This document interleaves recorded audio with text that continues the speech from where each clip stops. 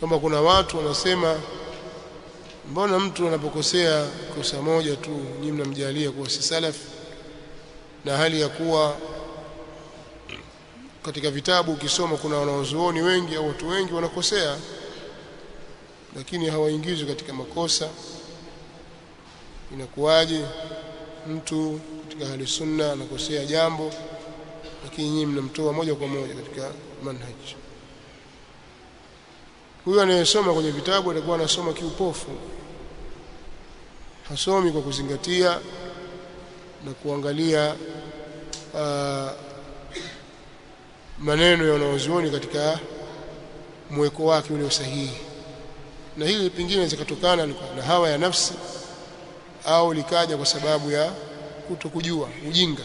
Na hivi ni vitu viwili vibaya ambavyo vinawaangamiza watu wengi: ujinga, mtu kutokujua na kujiona kwamba yeye ajua, au ajua lakini hawa ya nafsi na matamanio ya nafsi yanamvuta akaenda usipofaa. Na wengine wanapelekwa na yote mawili, kutokujua na hawa ya nafsi, na hawa ni watu wengi sana. Lakini ukisoma kwenye vitabu katika tarajum za wanawazuoni juu ya makosa ya baadhi ya watu waliotokea tangu enzi masahaba, lilipodhihiri kundi la Qadariya, ni kosa moja tu. Abdullah ibn Umar radhiyallahu ta'ala anhuma alitabarra na wale watu wa Basra waliokuwa na fikra ya qadar, wanasema la qadar wal amru unfun. Hilo tu. Makosa mangapi? 200. Ni kosa moja tu, sawa, lililowafanya waingizwe katika jambo hili.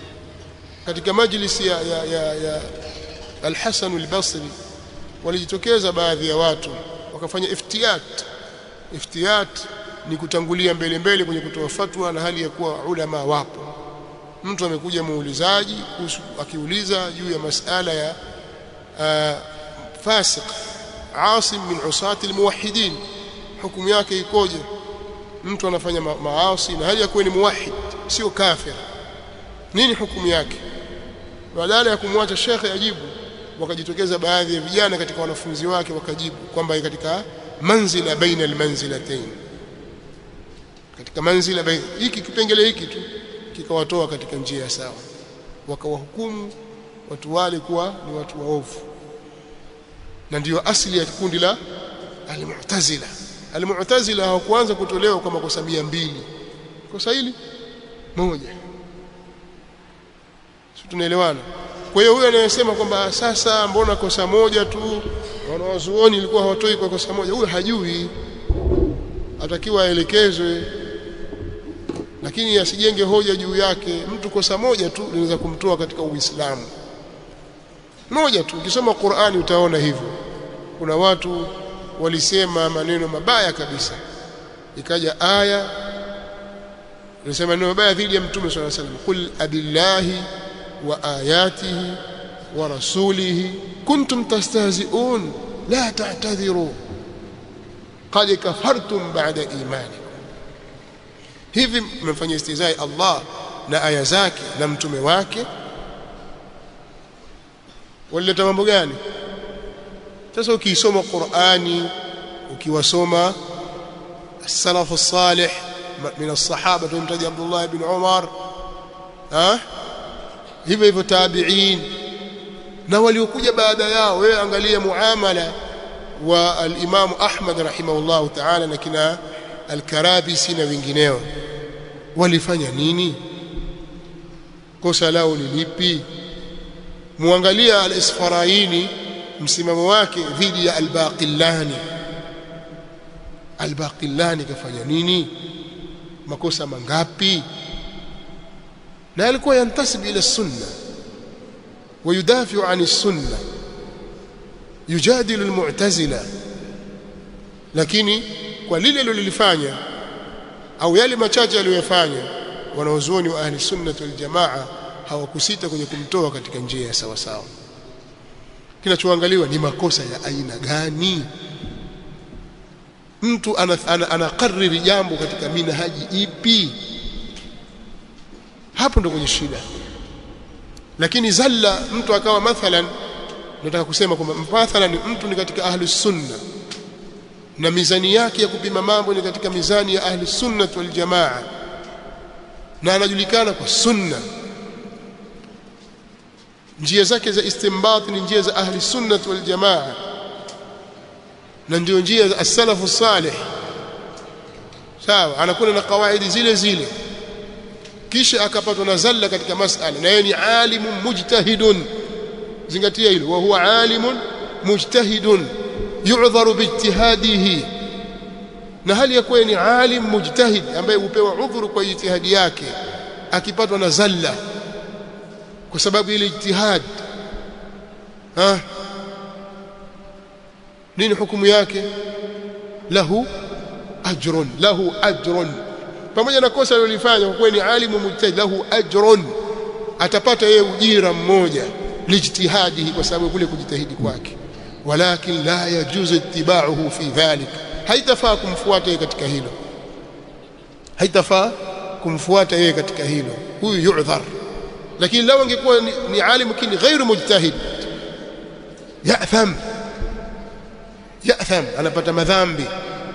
Sasa hebu tuambieni kwanza, hao watu wenu ambao nyinyi mtaka kuwatetea hii leo ni ulama mujtahidun. Hebu tuambieni, mfano tumemzungumzia Dr. Islam hapa, ni alim mujtahid. Kwa hiyo akikosea atakuwa sasa haifai tena kwamba lahu ajrun. irham nafsaka ya Islam, irham nafsak. hawezi kuwa alim mujtahid, yeye ni talib ilm kama sio jahilun basit au murakkab, kama sio jahilun basit au murakkab, hawezi kuwa mujtahid. Hilo jambo la kwanza. Jambo la pili, misingi ipi aliyojenga juu yake? Anafikiria kwa misingi gani?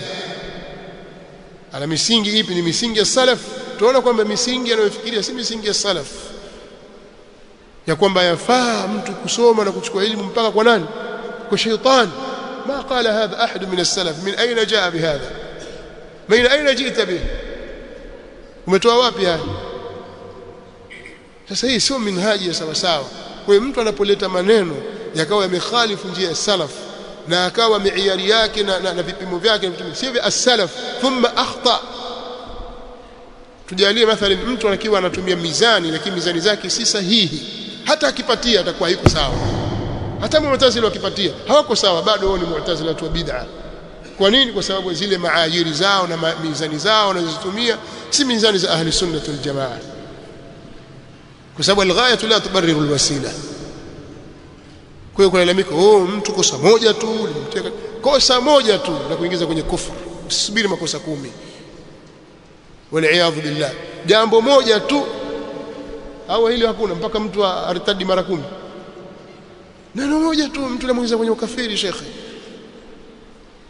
Hivyo neno moja tu au masala moja tu yanakutoa katika njia. Almasala malaka imamu kaman shaytan. Wewe huna imam katika hilo. Imamu wako nani sasa? Nani alikutangulia kwamba yafaa kuchukua elimu kutoka kwa shaytan? Huyu Abu Huraira kafunzwa na shaytan. Man salafuka fi hadha? Wafikiria kivipi wewe katika jambo hili? Kwa hiyo Dr. Islam asitaki kujitetea. Anazungumza maneno kwamba sasa watu wanatoa watu kwa kosa moja tu. Hebu niambie, Qadaria mwanzo kabisa walitolewa kwa makosa mangapi na Abdullah ibn Umar? Ibn Umar ampa salamu yule mtu habari kwamba ukifika huko waambie inni bari'un minhum wa hum buraa'u minni. Hadithi ya kwanza katika Sahih Muslim, hadithi nambari 1 kabisa ndani ya Sahih Muslim.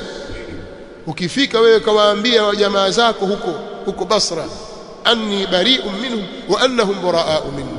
Nini walichokisema? La qadara wal amru unfun. bas maneno haya tu. نسأل الله لنا ولكم العافية والسلام. سبحانك اللهم وبحمدك وأشهد أن لا إله إلا أنت استغفرك وأتوب إليك.